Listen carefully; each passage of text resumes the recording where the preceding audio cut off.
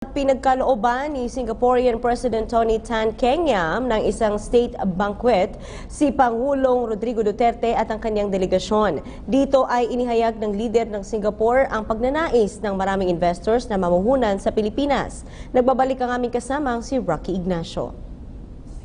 Dagdag na pamumuhunan sa Pilipinas, bunga ng state visit ni Pangulong Rodrigo Duterte. Sa pinagkaloob na state banquet, sinabi ni Singaporean President Tony Tan Keng Yam na maraming investors ang nais maglagak ng negosyo sa Pilipinas. Both Singapore and the Philippines are doing more to enhance economic and business cooperation.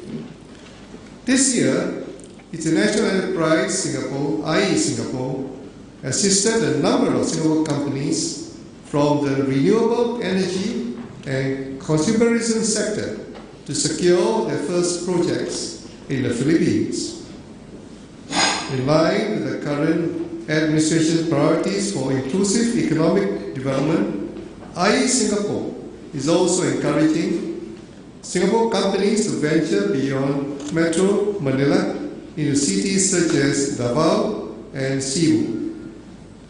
I am pleased to note that i.e. Singapore is devoting more resources to step up its presence in the Philippines in 2017 to better serve the growing interests of Singapore companies in the Philippine market.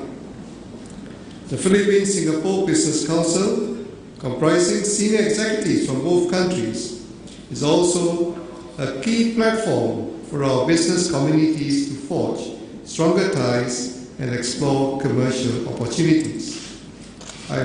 Tiniyak naman ni Pangulong Rodrigo Duterte ang pagpapabuti pa ng relasyon ng Pilipinas at Singapore.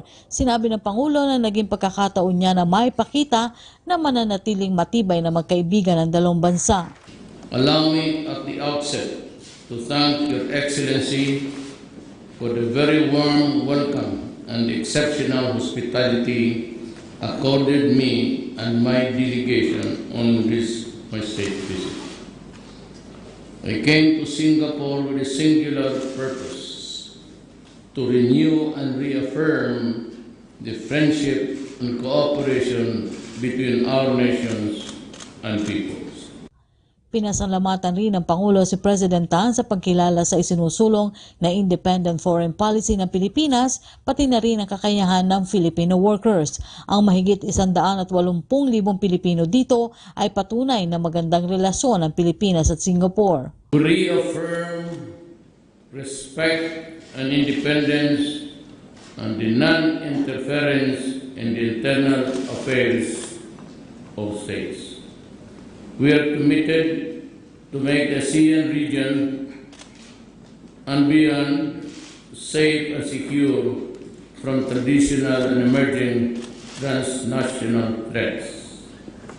We are championing diversity and making sure that dialogue between religions and faiths form the bedrock of a peaceful society. We are advancing growth by further intensifying two-way trade and commerce. We are expanding the opportunities for investments to flourish in both our countries. Indeed, we have done much and we can do more. The presence of around 180,000 Filipinos here are the testimony of our enduring friendship. Samantala, bahagi na ipinakaloob na hapunan sa Pangulo at delegasyon ang Wagyu tenderloin, bean cream soup at mango and caramel ice cream. Para sa PTV News, Rocky Ignacio, Singapore.